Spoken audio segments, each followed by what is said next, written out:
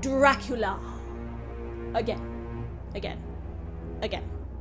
After Bram Stoker died in 1912, his widow, Florence, did her best to make a living off royalties from Dracula. It wasn't easy because Stoker had made some bad deals selling some of the international rights, and she fought and lost her share of battles for decent pay. One country without issues, though, was Germany, and yet the German film company Prana blatantly plagiarized Dracula without even trying to acquire the rights from Florence Stoker. And thus, in 1922, the world was blessed with its first true vampire film, the silent classic Nosferatu.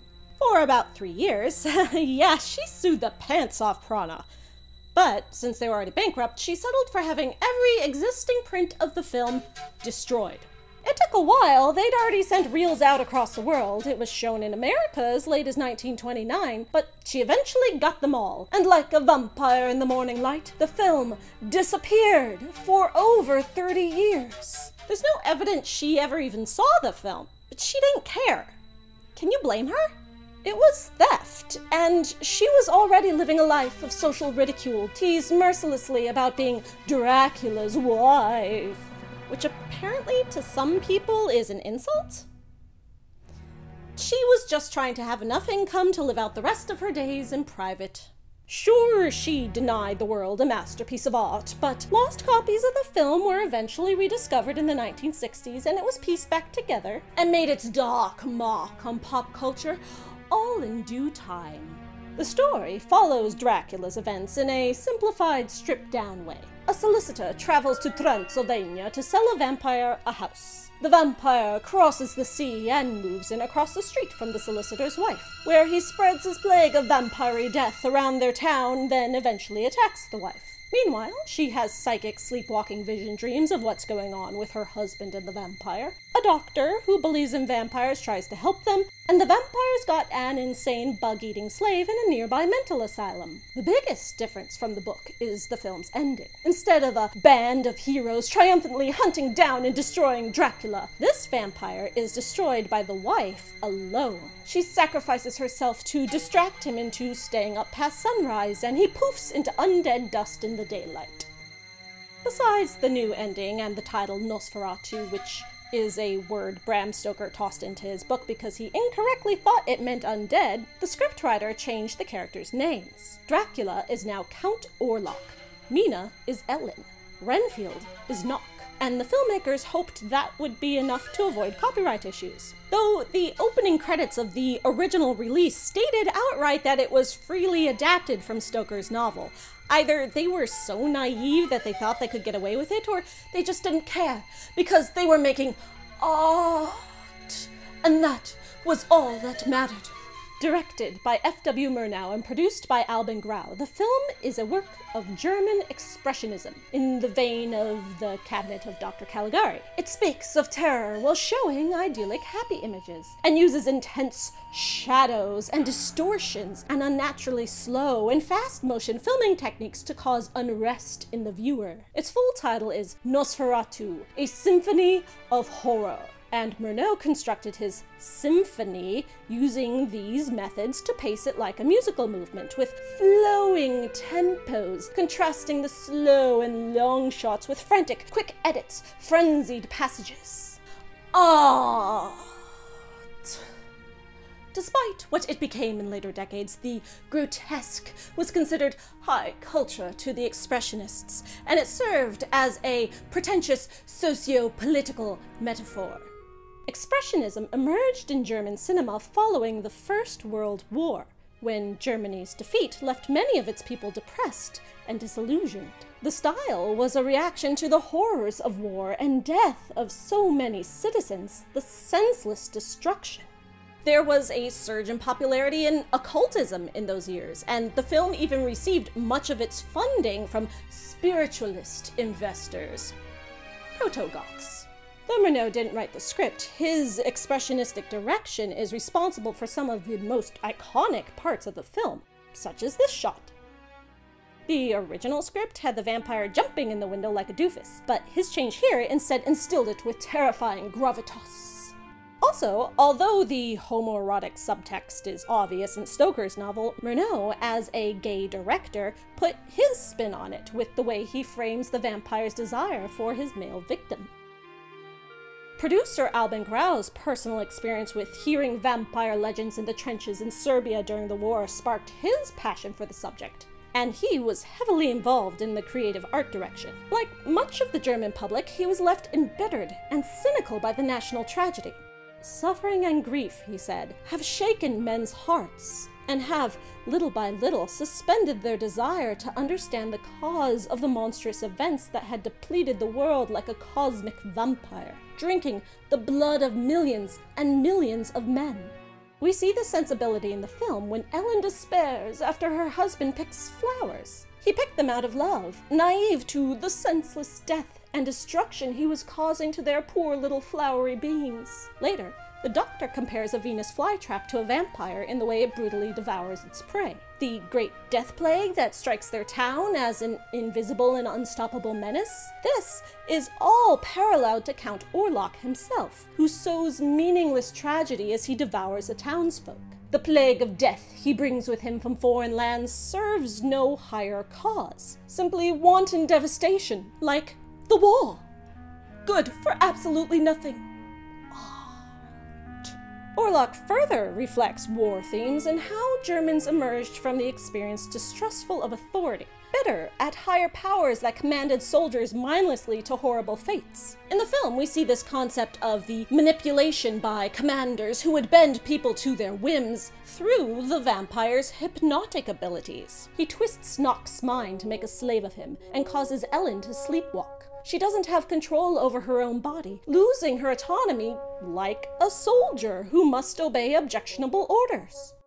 The story in the film is framed with a title card stating it is an account of an 1838 plague outbreak in the town of Wisburg. But the person telling us about it, the narrator of this entire movie, isn't someone who's in the story at all. We never meet him, and this is another expressionist tactic to create unease. Because we don't know this character, we doubt the reality of what he's telling us. Sure, the story taking place in the past and partially in a distant exotic land of Transylvania that they keep telling us is full of phantoms and robbers makes the uncanny events seem more plausible to the contemporary audience. But the narrator is not a primary witness to these events. He only recounts hearing about them from the characters in the story. So there's several layers of subjective filters going on here, and much like reacting to war propaganda, the audience doesn't know what to believe.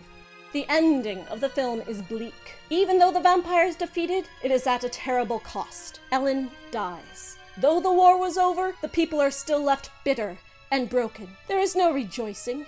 No celebration. Even the actor who played Orlok, Max Schreck's name, translates to terror. Much terror. Yeah, you thought DreamWorks was being original? And yes, Schreck was his real name, not a stage name.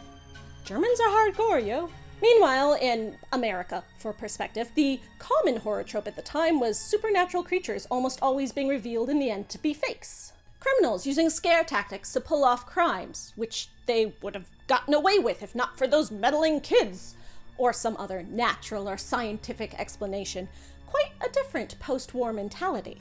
Murnau did influence Alfred Hitchcock at a young age, but Nosferatu's distinct style had a lot more impact on the horror genre at large than on the vampire as it developed as a cinematic and literary figure. The film is responsible for coming up with the idea that vampires can be killed by sunlight, which wasn't part of vampire lore and definitely not in Stoker's novel, so there's that. However, it is not the image of this grotesque, monstrous figure that took hold of the popular understanding of the vampire. It could in part be due to the film being lost for so many years that Nosferatu didn't much influence vampires in their most crucial, formative years of cinematic history, and especially not Dracula's image.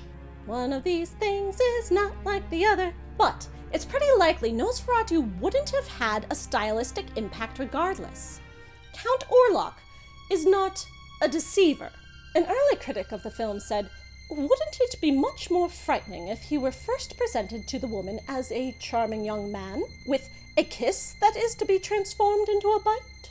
And yes it would, and was, and is, as evidenced by a century of sexy vampire stories since. Orlok is designed in the pantomime tradition with exaggerated primate-like features. He's more reminiscent of the ape from the Murders in the Rue Morgue than anything Bram Stoker described in his novel. He's got big bat ears and long rodent teeth and extended claws. Orlok brings the epidemic to Wisburg's shores, going around town and causing everyone's death like a metaphorical plague rat. He is vermin, indiscriminate in his meaningless destruction despite his faculties for thought and understanding. Orlok is similar to the gruesome myths of vampiric creatures in folk tales Bram Stoker used as inspiration, but he's not like the Dracula who emerged from the finished book. Stoker's Dracula wasn't a gentleman in evening clothes attending the opera like later films would make him out to be either. We have Hamilton Dean's play to thank for that image. Nor was he a charming young man with a kiss turning into a bite. But he did blend in with society. He had an agenda beyond just eating everyone. He was a foreigner. I mean, he's a count. What an exotic title, not like a proper British earl or baron or duke, and that makes him strange and dangerous, but he wasn't obviously a monster in the book. Sure, this is scary, so scary, but he's nothing more complex than a boogeyman. If you saw him, you'd run on sight. Well, I wouldn't run, but what's so frightening about the vampire who can deceive and seduce before the true monster is revealed is how it reflects the very real evil that can exist in human nature. The horror for the characters in Dracula is discovering a monster walked among them in plain sight. Orlok's imagery has been criticized as anti-Semitic, especially in the context of what went down in Germany in the following decade. The caricature of the degenerate foreigner corrupting proper society that was a holdover from Victorian xenophobia is ham-fistedly overt in Orlok's presentation. Here, the foreigner is repulsive, not at all intriguing or seductive.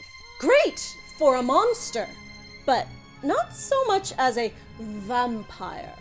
It would be many years before cinema developed grotesque vampires who were also complex without needing to be deceivers. But as a reaction to war, Orlok didn't need to be a deep, layered person, just as brutal and terrible as possible. The film is a horror classic for obvious, fantastic reasons, but presents a much less nuanced evil that can only be defeated by the goodiest of goodness.